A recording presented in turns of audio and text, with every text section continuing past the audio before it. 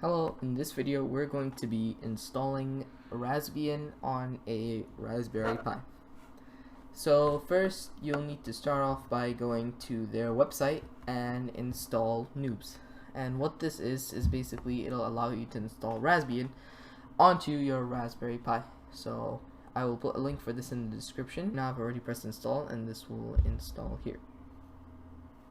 Alright, so now the install is done. What you need to do is go to folder and you're going to have to extract all, and this may take a little bit.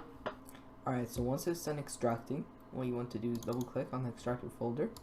You want to select everything and move it to boot E or your SD card. Now once you do that, all of the files will appear here, and then you can eject the SD card and plug it into your Raspberry Pi.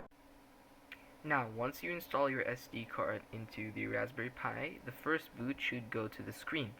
Now, what you need to do after this happens is you need to checkmark Rasbian right here, and you will just need to click install, and then after that it might restart, and then it should boot up to Rasbian, and that's it.